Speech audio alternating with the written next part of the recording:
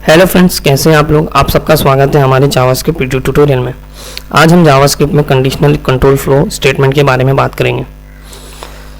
तो what is conditional statement.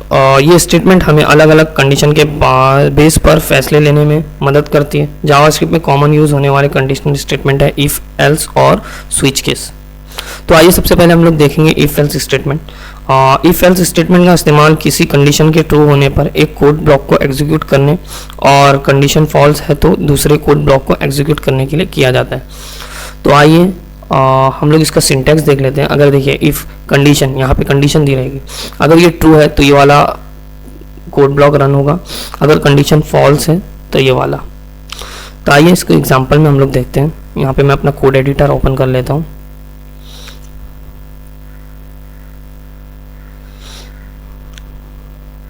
तो दोस्तों यहाँ देखिए मैंने दो वेरिएबल लिए हैं, let a equals to 5, let b equals to 10। If a is greater than b, क्या अगर a b से बड़ा है तो ये वाला कोड ब्लॉक रन होगा, अगर छोटा है तो ये वाला। ठीक है, डॉक्यूमेंट डॉट राइट यूज़ करता हूँ।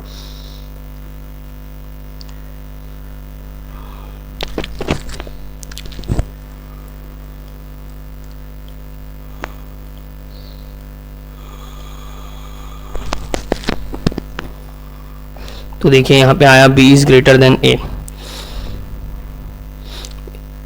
की वैल्यू है 5 और b की वैल्यू है 10।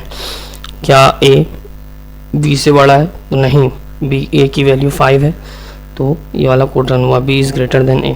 अगर मैं यहाँ पे 15 कर देता हूँ तो देखिए मेरा आंसर क्या आएगा। अब ये वाला कोड रन हुआ, a is greater than b। तो दोस्तों ये है हमारा इफ़ एल्स स्टेटमेंट।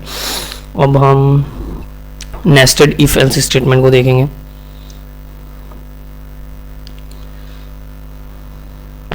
वो nested if else statement multiple condition को हायरार्किकली चेक करने में मदद करता है। जैसे कि हम लोग इफ जैसे यहाँ पे देखिए सिंटैक्स दिया हुआ इफ़ कंडीशन ए, तो यहाँ पे एल्स इफ में मैं दूसरी भी कंडीशन दूंगा, फिर उसके बाद मेरे को और एक कंडीशन देना, तो वहाँ पे मैं देखिए फिर यहाँ पे एल्स में उसको और दूसरी कंडीशन दे दूंगा।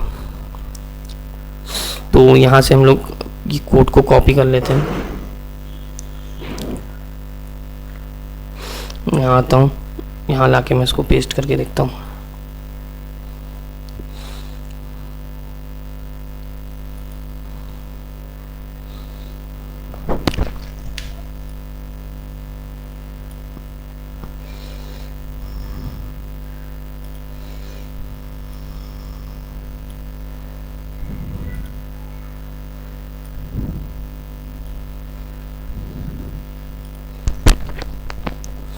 तो दोस्तों मैंने सबको डॉक्यूमेंट डॉट राइट करा दिया हूँ।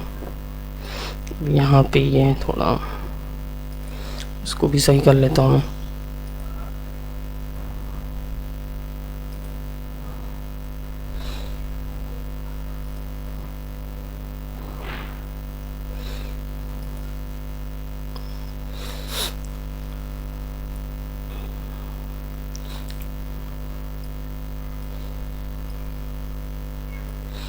अभी दोस्तों यहाँ पे देखिए मैंने क्या लिया, मैंने दो वेरिएबल बनाया, a equals to 2, let b equals to 10। अब यहाँ पे क्या हो रहा है, इफ़ पहली कंडीशन दे रहे हैं हम लोग, if a equals to b, क्या a इक्वल है b के और उसका डेटा टाइप्स भी इक्वल है b के, तो ये कंडीशन है। तो यहाँ पे मैंने अंदर प्रिंट कराया हूँ document dot write a is equal to b।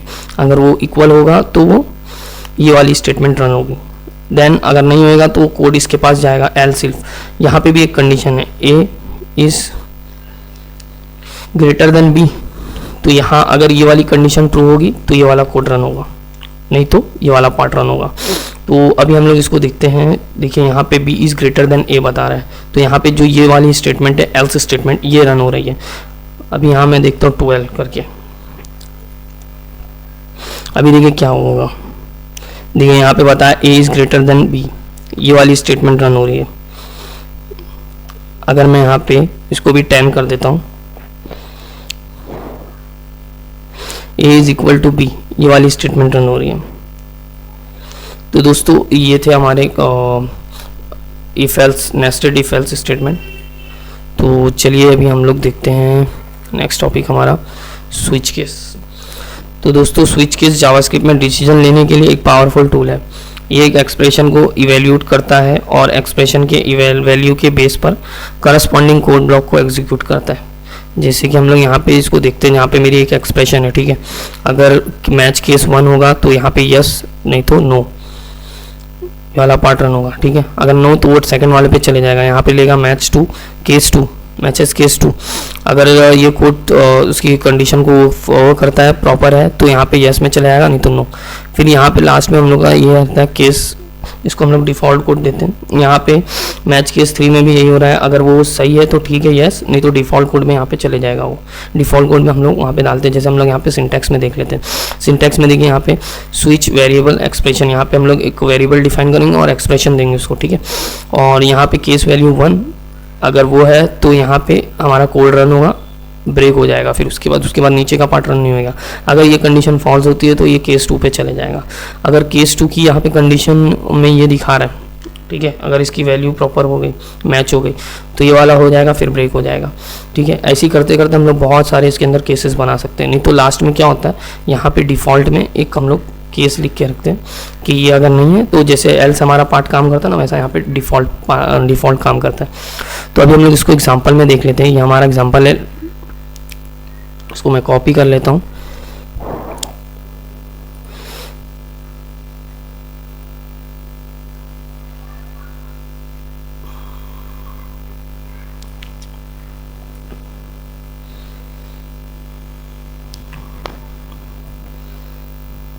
मैं लिख देता हूँ डॉक्यूमेंट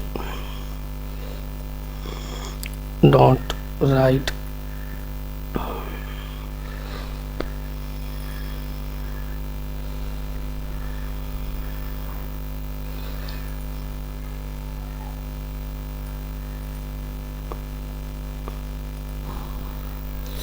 इसको भी सही कर लेता हूँ मैं।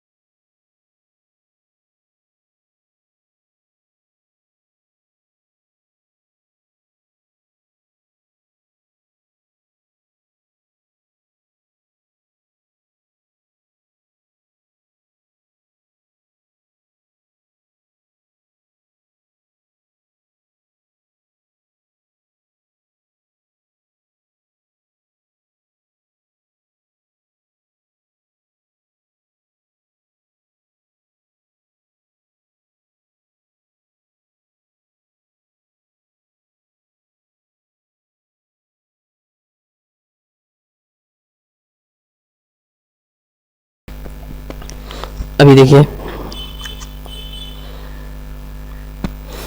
यहाँ पे मैंने एक फ्रूट लिया वेरिएबल, ठीक है, उसमें दिया एप्पल। अब यहाँ पे मैं चेक करा रहा हूँ स्विच फ्रूट, ठीक है।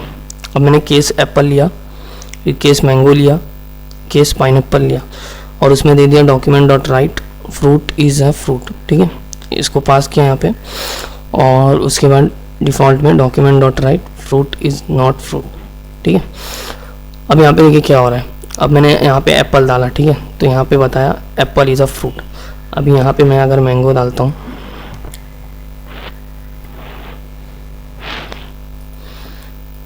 तो देखिए मैंगो इज़ अ फ्रूट, ठीक है। अभी मैं डालता हूँ यहाँ पे पाइनएप्पल,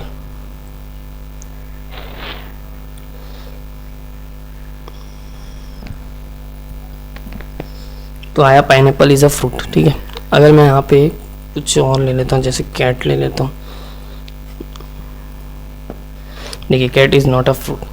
तो दोस्तों इस तरीके से हमारा स्विच केस काम करता है। तो दोस्तों ये थे कंडीशनल स्टेटमेंट जो आपको जावास्क्रिप्ट में मिलते हैं। अगर आपको कुछ और जानना है तो आप कमेंट में पूछ सकते हैं। Keep smiling and happy coding. Thank you.